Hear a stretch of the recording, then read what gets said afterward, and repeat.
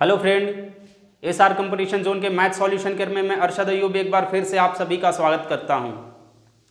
तो जैसा कि आप सभी को पता है कि आज संडे है और संडे को मैं डाउट क्लास देता हूं, यानी और जो लोग फर्स्ट टाइम हमारा ये वीडियो देख रहे हैं या जिन्हें पता नहीं है इस नोटिस के बारे में कि संडे को मैं डाउट क्लास देता हूं, उन्हें मैं बता दूं कि पूरे वीक में आप पूरे ऑल ओवर इंडिया में किसी भी कम्पिटिटिव बुक से बना रहे हों, किसी भी कम्पिटिटिव बुक से आप अगर क्वेश्चन बना रहे हैं और आपको कुछ भी प्रॉब्लम होता है तो हमारे आप इस व्हाट्सएप नंबर पे सेंड कीजिए। हर संडे को डाउट क्लास में देता हूं, आपका क्वेश्चन भी बताया जाएगा। अभी नंबर ऑफ क्वेश्चन कम आ रहे हैं हमारे पास, जब ज़्यादा आने लगेंगे तो कोशिश करूंगा मैं कि डाउट क्लास वीक में 2 बार दूं, ज़रूरत पड़ा तो एवरीडे भी मैं दूंगा। लेकिन आप लोग क्वेश्चन भेजना ना भूलें, जो भी डाउट होता है बिंदास होकर के इस नंबर पर सेंड कीजिए। तो आज के इस सेशन में जो पहला क्वेश्चन लिया गया है वो साधारण ब्याज से है। साधारण ब्याज का कॉन्सेप्ट पहले मैं क्लियर कर दूं कि साधारण ब्याज में क्या होता है। जैसे इससे पहले जो अभी कंटिन्यू जो रेगुलर क्लास में जो चैप्टर चल रहा है वो प्रॉफिट एंड लॉस चल रहा है। देखिए, परसेंटेज आपको कहीं भी दिखाई दे, किसी भी चैप्टर का क्वेश्चन है, अगर परसेंटेज दिखाई दे, चाहे वो प्रॉफिट एंड लॉस का क्वेश्चन हो, सिंपल इंटरेस्ट का हो, कंपाउंड इंटरेस्ट का हो, किसी भी चैप्टर का अगर परसेंटेज दिखाई दे तो आप पहला चीज़ क्या कीजिए कि वही मेथड लॉजिक अप्लाई करने का कोशिश कीजिए कि अगर जो किसी भी संख्या का परसेंटेज वैल्यू आपको पता है तो उसके परसेंटेज वैल्यू को उसी के नीचे लिखेंगे और जो परसेंटेज वैल्यू आपको निकालना है उसको ऊपर में लिख के गुना कर देंगे। पहला कॉन्सेप्ट ये है। दूसरा कॉन्सेप्ट, प्रॉफिट एंड लॉस में बेस किसको माना गया था, यानी लाभ या हानि किस पे कैलकुलेट होता था, तो क्रय मूल्य पे, कॉस्ट प्राइस पे। तो जो बेस होता है वो हमेशा 100% होता है। तो प्रॉफिट और लॉस में बेस किसको माना जाता था, यानी 100% किसको माना जाता था, कॉस्ट प्राइस को। जब साधारण ब्याज आप लोग पढ़िएगा तो हम लोग अलग से चैप्टर साधारण ब्याज का भी पढ़ाएंगे। तो फिलहाल अभी डाउट क्लास चल रहा है तो इतना माइंड में सेट रखिए कि जो यहाँ पे बेस का काम कौन करेगा। जैसे आप 5,000 रुपया कहीं बैंक में फिक्स करवाते हैं, वो कुछ दर से ब्याज देता है आपको, तो जिस दर से ब्याज दे रहा है वो किस राशि पे दर लगाएगा यानी ब्याज किस राशि पे आपको मिलेगा, तो ब्याज मिलेगा जो मूलधन है आपका उसी पे, चाहे कितना परसेंट भी मिले। यानी बेस का काम कौन करेगा, मूलधन जो आप पैसा जमा किए हैं या लोन के रूप में आप लिए हैं, तो वही आपका बेस होता है। यानी यहाँ पे जो 100% का काम कौन करेगा, जो हमारा इन्वेस्टमेंट होता है या फिर जो हमारा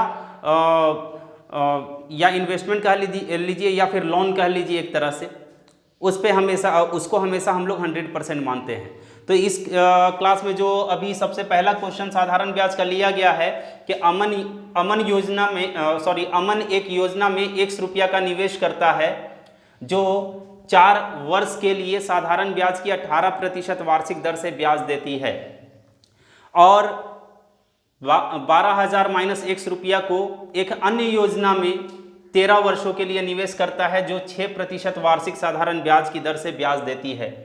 दोनों योजनाओं में अर्जित कुल ब्याज 8,880 रुपया है, तो x का मान ज्ञात करें। देखिए, ये क्वेश्चन बहुत ही लेंदी है। अगर आप इसको बेसिक कॉन्सेप्ट से बनाएंगे तो बहुत ही ज़्यादा लेंदी पड़ेगा और इसमें ट्रिक भी अप्लाई करना मुश्किल है। तो आप वही मेथड अप्लाई कीजिए जो मैंने परसेंटेज के लिए बताया कि अगर किसी भी संख्या का परसेंटेज वैल्यू आपको पता है तो उसको उसी के नीचे लिखते हैं और जो परसेंटेज वैल्यू आपको निकालना है उसे गुना कर देंगे इससे। और इसको अप्लाई किस तरह से करेंगे, देखिए यहाँ पे साधारण ब्याज में जो ब्याज दिया रहता है ज़्यादातर वार्षिक ब्याज दर। वार्षिक मतलब क्या हुआ कि 18% वार्षिक, यानी हर साल 18% लगेगा, हर साल 18% ब्याज के रूप में मिलेगा उसको जब वो निवेश करेगा। तो हर साल 18% का मतलब क्या हुआ कि 4 साल में टोटल कितना परसेंट ब्याज के रूप में मिलेगा, तो 18 चौके 72% मिलेगा। यानी इसको टोटल 4 साल में कितना परसेंट ब्याज मिलेगा, तो 72%। किस राशि पर, जो राशि निवेश किया है। और जो निवेश किया हुआ राशि है, जो मूलधन होता है, वो कितना परसेंट होता है, हमेशा 100% होता है। तो यहाँ पे शुरू में 100 रुपया इन्वेस्ट किया, 100 रुपया इन्वेस्ट किया, यानी ये 100% अभी है इसके पास। ब्याज के रूप में कितना मिलेगा, तो 72% मिलेगा। 18% के हिसाब से 4 साल, तो 18 चौके कितना हो जाएगा आपका, 18 चौके 72, यानी 72% इसको ब्याज मिलेगा। तो 72% का अगर हम वैल्यू निकाल दें तो टोटल ब्याज कितना मिलेगा ये पता चल जाएगा। कभी कभी मिश्रधन निकालने के लिए आ जाता है। मतलब मिश्रधन उसे कहते हैं जैसे आप पैसा जमा किए 5,000 रुपया और 2,000 रुपया ब्याज के रूप में मिल रहा है, तो क्या 2,000 रुपया आप सिर्फ लीजिएगा? ये जो पैसा 5,000 जमा किए थे वो भी लीजिएगा? तो 5,000 प्लस 2,000 7,000 ना टोटल लेंगे, तो वो 7,000 आपका मिश्रधन हो जाएगा। यानी अगर मिश्रधन निकालने के लिए बोलता तो ये 72% ब्याज का तो लेते ही लेते, प्लस 100% और, यानी 172% का वैल्यू निकालते हैं। फिलहाल यहाँ पे क्वेश्चन में टोटल ब्याज सिर्फ दिया है, मिश्रधन नहीं दिया है, तो ब्याज दिया इसलिए 72% निकालें। तो पहला राशि से इतना ब्याज मिल जाएगा। दूसरा राशि से ब्याज कितना मिलेगा? तो दूसरा राशि क्या है? 12,000, चूंकि 100% है, 12,000 माइनस x, ये दूसरा राशि है आपका, ये 100% है। और दूसरा राशि से ब्याज कितना मिलेगा? तो दर है 6%, 13 साल के लिए लगाया है, यानी 13 छः के कितना हो जाएगा? 78% इसको ब्याज मिलेगा। तो 78% का वैल्यू निकाल दीजिए। तो इससे क्या होगा कि दोनों राशि में जो ब्याज मिलेगा तो टोटल आप निकाल सकते हैं। तो टोटल ब्याज कितना मिलेगा? तो टोटल ब्याज आपको पता है कि 8,880 रुपया मिलेगा। अब इसे सॉल्व कर दीजिए। देखिए 4 से कट रहा है और यहाँ पे 4 से नहीं कट रहा है, 2 से। देखिए यहाँ पे थोड़ा सा आपको लॉजिक लगाना होगा। जब भी प्लस माइनस हम लोग करते हैं तो नीचे में अगर समान नंबर रहता है तो जोड़ना या घटाना आसान हो जाता है। तो आप ऐसे नंबर से काटिए कि नीचे में समान ही रहे। तो देख रहे हैं यहाँ पे 2 से कट रहा है आपका, 2 से 2 तिहाई 6 और 2 9 18, 2 से 50 बार में। तो यहाँ पे भी ऐसा लाइए कि 50 ही रहे। 4 से काटेंगे तो 25 हो जाएगा ना, तो 2 ही से इसको भी काटिए। 2 से 50 बार में 2 तिहाई 6, 2 छः 12, यानी कितना हो गया आपका? 36x/50 प्लस इसको जब सॉल्व करेंगे तो 12 9 108 होता है, 36 और 10 46, 3 0, फिर 39 को 1 से गुना करेंगे तो 39x हो जाएगा, 39x/50।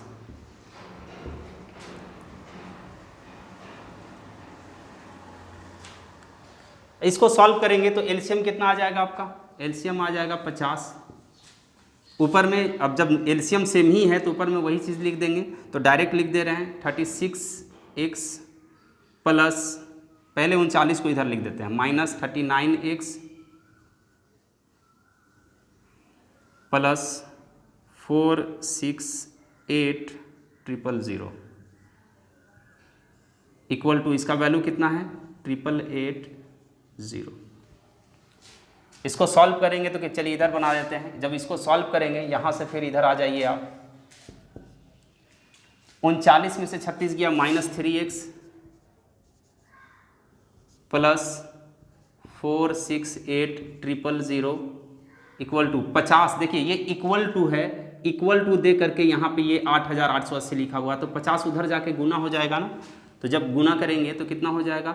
50 से गुना कर देते हैं डायरेक्ट, तो 0 0 और ये एक 0 0 2 0 तो आ जाएगा, 5 8 40, 444,000। इसको जब सॉल्व करते हैं तो ये इधर आके 3x को इधर ले जाएंगे तो 3x इधर आ जाएगा, इसको इधर लाएंगे तो माइनस में हो जाएगा, यानी 468,000 माइनस 444, लेस कीजिए 0,0,042 इक्वल टू 3x, काट दीजिए, यानी x का वैल्यू कितना आ गया आपका? 8,000।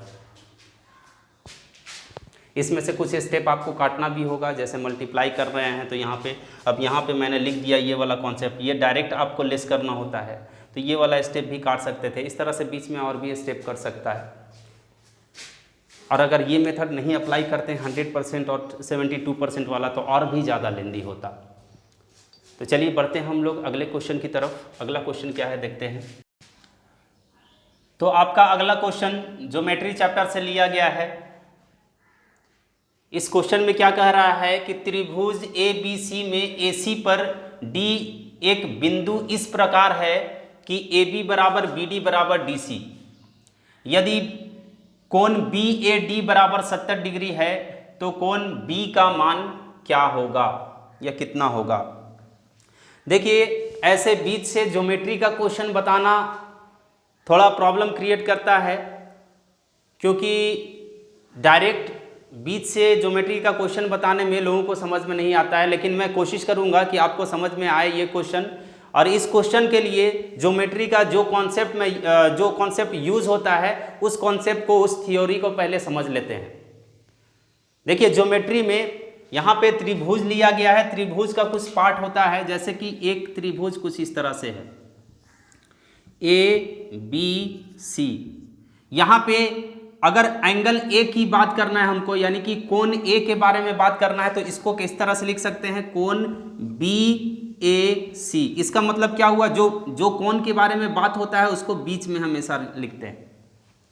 अगर कहीं इस तरह से अगर लिया जा रहा है, इसको BAC भी या फिर CAB भी लिख सकते हैं, CAB, मतलब ये ए के बारे में बात हो रहा है। कहीं इस तरह का फिगर अगर दिखाई दे रहा है, यहाँ पे मान लीजिए कि D है, तो यहाँ पे अगर बात किया जा रहा है एंगल BAD कहीं पे दिखाई दे रहा है आपको, एंगल BAD, तो एंगल ए के बारे में ही बात हो रहा है, लेकिन किसके अकॉर्डिंग, BAD, यानी सिर्फ इतना के बारे में बात हो रहा है। इसमें अगर बोल दिया जाए सिर्फ एंगल ए के बारे में बात करना है, मतलब ये पूरा, या इसको ऐसे भी लिखा जा सकता है कि एंगल BAC के भी बारे में बात हो रहा है, BAC भी अगर लिखा जा रहा है तो ये पूरा एंगल के बारे में बात हो रहा है। ये एक छोटा सा कॉन्सेप्ट है इसमें, जो कि ये तो नॉर्मल सा कॉन्सेप्ट है, आप सभी को आता ही होगा। एक और कॉन्सेप्ट देख लीजिए समद्विबाहु त्रिभुज का, ABC, ये एक त्रिभुज है। समद्विबाहु त्रिभुज में क्या होता है कि उसका कोई भी त्रिभुज अगर जिसका दो रेखा आपस में बराबर है तो उसको समद्विबाहु त्रिभुज कहते हैं। कोई सा भी दो लाइन आपस में बराबर है, मान के चलिए ये वाला लाइन और ये वाला लाइन आपस में बराबर है, तो ये समद्विबाहु त्रिभुज होगा। या हो सकता है कि ये वाला लाइन और ये वाला लाइन आपस में बराबर है, ये बराबर नहीं है, ये भी समद्विबाहु त्रिभुज होगा, यानी दो रेखा बराबर है। अच्छा, इसका एक कॉन्सेप्ट भी होता है कि अगर ये दोनों रेखा बराबर है तो ये दोनों रेखा जो तीसरी रेखा को मिला रहा है, ये दोनों एंगल भी आपस में बराबर होगा। कितना होगा ये बाद में बात करेंगे। कॉन्सेप्ट क्या है कि अगर ये लाइन आपस में बराबर है दोनों, तो ये एंगल भी बराबर होगा। एक और त्रिभुज लेते हैं, अगर ये दोनों लाइन आपस में बराबर है, ये वाला लाइन और ये वाला लाइन आपस में बराबर है, तो ये दोनों एंगल भी आपस में बराबर होगा। दोनों लाइन जो जहां पे मिल रहा है ना, दोनों जो एक रेखा पे, तो इस ए रेखा से बनने वाला ये दोनों कोण भी आपस में बराबर होगा, दोनों एंगल बराबर होगा। अगर यहाँ पे ये एक त्रिभुज है और ये वाला एंगल आपस में बराबर है, तो एंगल कौन सा, रेखा अगर बराबर है तो कौन सा कोण आपस में बराबर होगा, ये वाला और ये वाला कोण आपस में बराबर होगा। बस यही कॉन्सेप्ट है इस क्वेश्चन में, इसी के थ्रू हम इस क्वेश्चन को सॉल्व करने वाले हैं। देखिए कैसे एकदम विद इन सेकंड में ये क्वेश्चन आपका सॉल्व होता है।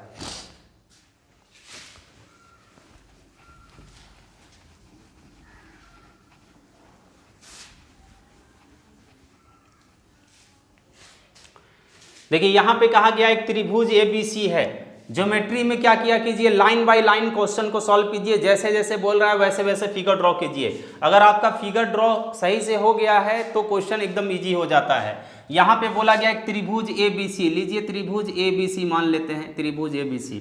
कुछ भी ए को यहाँ नीचे भी लिखेंगे कोई दिक्कत नहीं होगा, ABC, यहाँ ABC ऐसे भी लिख सकते थे, कोई दिक्कत वाली बात नहीं है। ABC में क्या, AC पर D एक बिंदु है, AC पे कहीं पर भी D एक बिंदु है, ठीक है, एक बिंदु दे दिए। इस प्रकार है, किस प्रकार है, आगे पढ़ते हैं।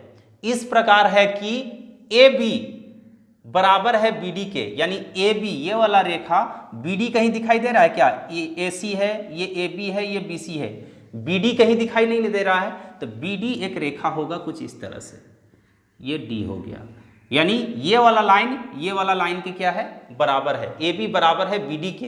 एक रेखा और भी बराबर है DC के, DC यानी ये भी रेखा आपस में बराबर है, यानी यहां से यहां तक ये रेखा, यहां से यहां तक ये रेखा और यहां से यहां तक ये रेखा, ये तीनों रेखा आपस में क्या है, बराबर है।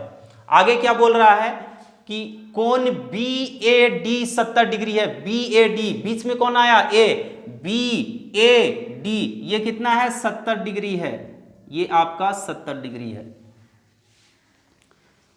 तो क्या फाइंड करना है, तो कोण B का, कोण बी, यानी कोण बी अगर सिर्फ बोलता ए बी डी तो ये वाला निकालते हैं, अगर बोलता सी बी डी तो ये वाला निकालते हैं, लेकिन अगर यहाँ पे बोल रहा है पूरा कोण बी निकालना है, इसका वैल्यू आपको निकालना है।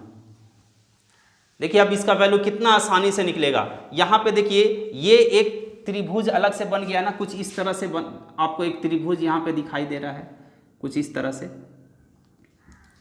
ये वाला जो त्रिभुज है, त्रिभुज ए बी डी में हम देख रहे हैं, त्रिभुज ए बी डी में हम देख रहे हैं। ऐसे अलग फिगर बनाने के लिए ज़रूरत नहीं है, लेकिन समझाने के लिए सिर्फ बना रहे हैं।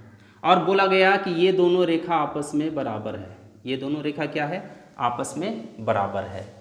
तो जब ये दोनों रेखा आपस में बराबर है तो ये दोनों एंगल भी आपस में बराबर होना चाहिए।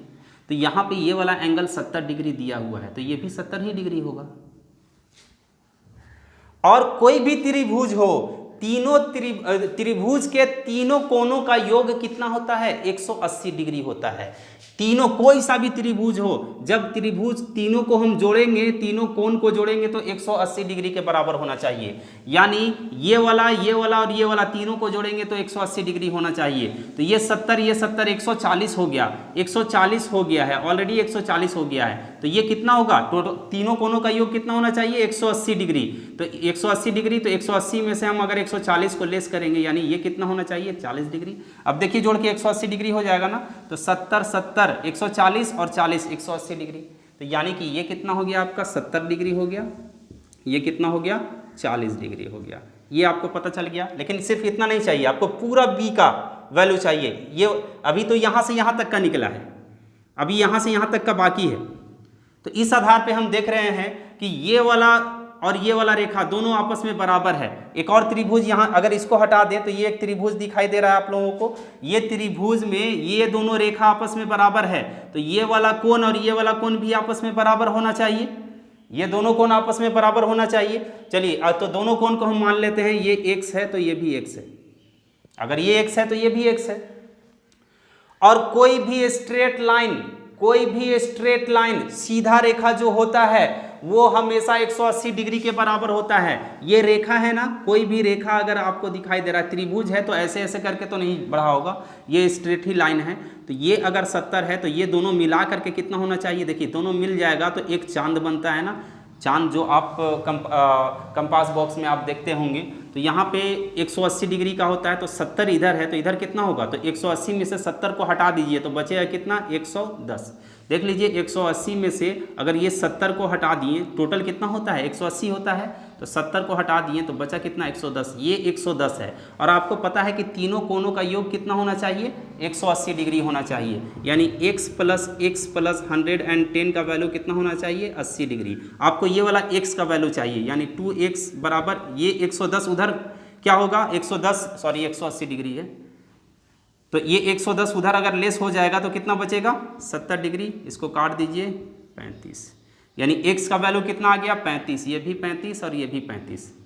आपको वैल्यू किसका चाहिए, ये पूरे का वैल्यू चाहिए, यानी 40 प्लस 35 का वैल्यू चाहिए। तो 40 प्लस 35 आंसर कितना हो जाएगा, 75 डिग्री, आपका option number D. I hope directly बीच से ये ज्योमेट्री का क्वेश्चन बताए हैं तो आप लोगों को समझ में आया होगा। देखिए कहीं से भी क्वेश्चन हो, हमारे इस क्लास में क्या होगा, जो संडे का क्लास है, आप किसी भी चैप्टर से क्वेश्चन क्रिएट कर सकते हैं, चाहे वो ज्योमेट्री का क्वेश्चन हो या अर्थमेटिक का चैप्टर, कोई भी चैप्टर से आप क्वेश्चन क्रिएट कर सकते हैं। मैं बताऊंगा और पूरी समझाने की कोशिश करूंगा। जिनका ये डाउट है, अगर उन्हें समझ में आ गया है या जिनका डाउट नहीं भी है, उन सभी को मैं बोल रहा हूं कि अगर समझ में नहीं आया है तो आप लोग कमेंट सेक्शन में ज़रूर लिखिए। चलिए हम लोग बढ़ते हैं अगले क्वेश्चन की तरफ। तो आपका क्वेश्चन नंबर 3 जो डाउट पूछा गया है वो प्रॉफिट एंड लॉस से है। इस क्वेश्चन में क्या कहा जा रहा है कि एक फल विक्रेता को एक निश्चित मूल्य पर आम बेचने पर 25% का लाभ होता है। यदि प्रत्येक आम पर 1 रुपया अधिक वसूले तो उसे 50% का लाभ होगा। तो प्रारंभ में प्रत्येक आम की कीमत कितनी थी। इस टाइप का क्वेश्चन मैं करवा चुका हूँ, सिर्फ लैंग्वेज को चेंज किया गया है।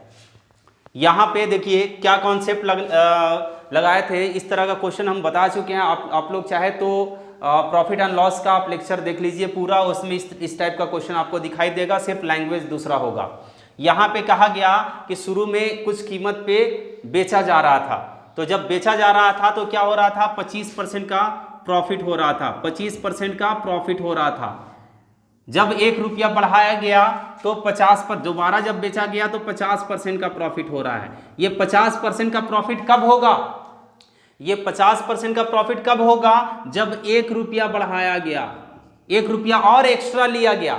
जब 1 रुपया और एक्स्ट्रा लिया गया तो प्रॉफिट कितना परसेंट और एक्स्ट्रा मिला, तो 50 में से 25 को घटाएं, यानी 25% प्रॉफिट और एक्स्ट्रा मिल रहा है। इसका क्या सेंस निकल रहा है कि 1 रुपया का जो परसेंटेज वैल्यू है वो क्या है, 25% है, यानी 1 रुपया कितना परसेंट है, ये 25% है। आपको निकालना क्या है, पहले का कीमत, कॉस्ट प्राइस निकालना है। अगर किसी भी संख्या का परसेंटेज वैल्यू पता है तो उसको उसी के नीचे लिखते हैं, जो परसेंटेज वैल्यू निकालना है उसको गुना करते हैं। तो 1 रुपया का परसेंटेज वैल्यू 25% पता चल गया तो 25 को एक उसी संख्या के नीचे लिख दिए, यानी 1 के नीचे लिख दिए।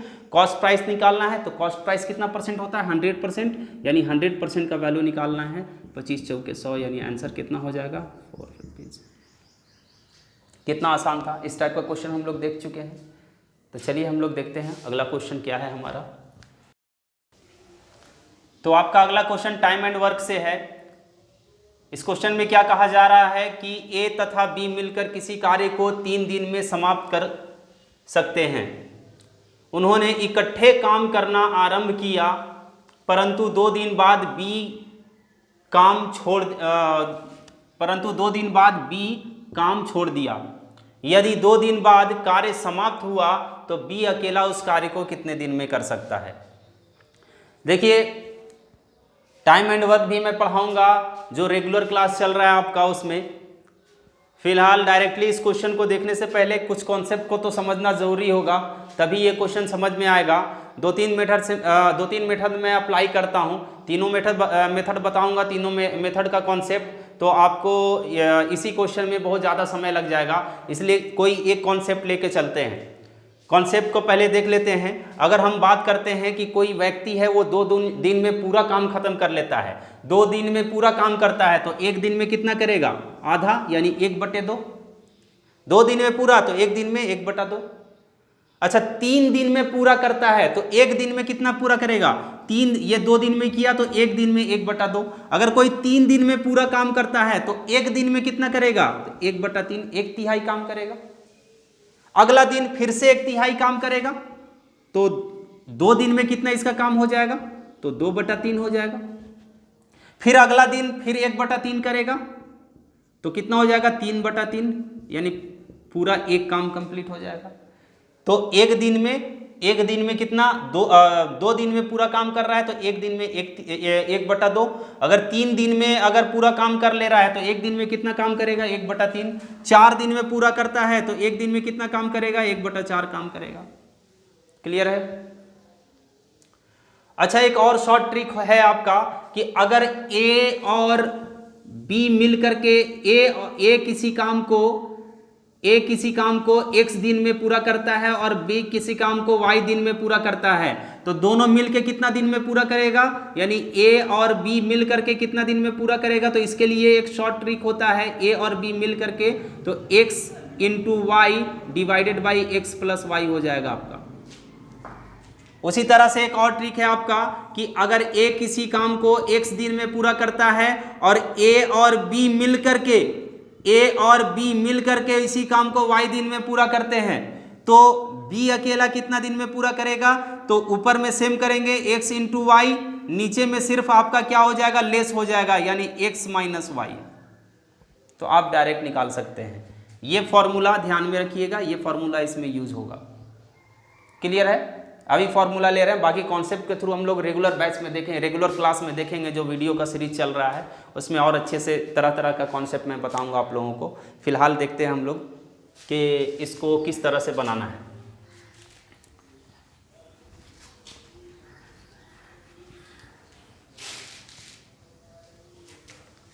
देखिए, यहाँ पे कहा गया कि ए तथा बी मिल करके किसी कार्य को 3 दिन में समाप्त कर लेता है। 3 दिन में पूरा काम कर लेता है ना, 3 दिन में पूरा काम कर लेता है। कौन, ए और बी मिल करके। तो 3 दिन में पूरा काम करता है तो 1 दिन में कितना काम करता होगा, 1/3। 2 दिन में 2/3, 3 दिन में 3/3, खत्म हो गया काम। यहां पे बोला गया 3 दिन में पूरा काम कर लेता है, लेकिन आगे क्या बोल रहा है, उन्होंने इकट्ठे काम करना प्रारंभ किया, यानी इकट्ठा अगर काम करते रहता तो 3 दिन में काम कंप्लीट हो जाता, लेकिन 2 दिन बाद बी काम छोड़ देता है, 2 दिन बाद बी काम छोड़ देता है, तो अब 3 दिन में पूरा होगा क्या? नहीं ना, क्योंकि एक आदमी का जो एफिशिएंसी है वो तो अब नहीं लगेगा इसमें। तो 2 दिन तक तो दोनों साथ में काम किया, तो 2 दिन तक साथ में काम किया, तो जब साथ में काम करता है तो 3 दिन में काम खत्म करता है। तो 2 दिन में जब दोनों मिल करके काम किया, ए और बी दोनों मिल करके 2 दिन तक काम किया, 1 दिन में 1/3, तो 2 दिन में कितना कर लिया होगा? 2/3। 2 दिन में 2/3 काम कर लिया होगा। अब कितना काम और बच गया है? ए और बी। अब कितना काम और बच गया है? तो 2/3। आप एक काम में से 2/3 को घटा के देखिएगा तो 1/3 और काम बचा हुआ है अभी और कितना काम बचा हुआ है? 1/3। देखिए 1/3 जोड़ करके टोटल कितना आ जाएगा? 3/3 आएगा ना, यानी एक काम पूरा कंप्लीट हो जाएगा, यानी 1/3 काम बचा हुआ है। तो बी तो अब छोड़ दिया, तो बचा हुआ काम कौन करेगा? तो बचा हुआ काम ए पूरा करेगा। और बोला जा रहा है यदि 2 दिन बाद कार्य समाप्त हो गया, यानी इसके बाद 2 और दिन लगा कार्य समाप्त होने में, तो 2 और दिन काम लगा है, वो कौन काम किया होगा? ए ही ना, बी तो छोड़ चुका है। तो यानी कि ए का एफिशिएंसी थोड़ा सा पता चल रहा है कि ए 1/3 ही काम ना, और जो बचा हुआ काम है वही ना किया होगा 2 दिन में। तो 1/3 काम कितने दिन में पूरा किया होगा? 2 दिन में पूरा किया है, तो ये पूरा एक काम कितने दिन में पूरा करेगा? एक काम कितने दिन में पूरा करेगा? तो एक काम का जब निकालना होता है तो इसमें से इसको डिवाइड करते हैं, यानी 2 डिवाइडेड बाई 1/3 हो जाएगा। ये 3 कहाँ चला जाएगा? ऊपर, यानी 2 × 3/1, यानी 6 दिन में। अगर ए का आपको कैलकुलेट करने के लिए पूछा जाता तो आपका यहीं पे आंसर हो जाता। चलिए, ए का नहीं पूछा जा रहा है, कोई दिक्कत नहीं है, लेकिन ए के बारे में आपको पता तो चल गया ना कि ए कितने दिन में पूरा करता है? 6 दिन में। और दोनों मिलकर कितना दिन में पूरा करता है? 3 दिन में। तो अभी एक यहाँ पे साइड में देखिएगा, आप वीडियो को रिवाइंड करके देखिए, एक फॉर्मूला मैंने बताया था कि एक आदमी का काम का दिन दिया हुआ है और दोनों आदमी का काम का दिन दिया हुआ है। तो दूसरा आदमी का अकेला का काम करने के लिए एक फॉर्मूला मैंने बताया था, x × y divided by x - y, यानी ए कितना, दोनों मिलकर कितना दिन में करता है? 3 दिन में। और ए कितना करता है? ए 6 दिन में करता है। और बी कितना दिन में करता है? दोनों मिलकर कितना दिन में करता है? तो 3 दिन में, डिवाइडेड बाई 6 - 3। ये शॉर्ट ट्रिक बताया था मैंने अभी आपको। तो कितना हो जाएगा? 6 × 3 डिवाइडेड बाई 3, 3 से 3 कट गया, यानी कि बी भी कितना दिन में करेगा? 6 दिन में। यानी दोनों का एफिशिएंसी क्या है? इक्वल है। आई होप आप लोग को ये क्वेश्चन भी समझ में आ गया हो। अगर क्वेश्चन समझ में आ रहा है, डाउट क्लास आप लोग को अच्छा लग रहा है, तो और अच्छा क्वेश्चन आप लोग भेजिए। ऐसे ये जो भी क्वेश्चन मैंने आज बताया है, जो भी क्वेश्चन आप लोगों ने हमसे आज पूछा है, वो सारा का सारा क्वेश्चन इंपॉर्टेंट क्वेश्चन है। सारा क्वेश्चन में से ये हो सकता है चारों का चारों क्वेश्चन भी आ जाए। तो क्वेश्चन बहुत अच्छा आप लोगों ने क्रिएट किया है, पूछा है हमसे। अगर वीडियो अच्छा लगा हो आज का, तो प्लीज़ आप इसे लाइक ज़रूर कीजिए, अपने फ्रेंड तक शेयर कीजिए, इस लिंक को जितना हो सके फैलाइए। तब तक के लिए goodbye, thank you so much.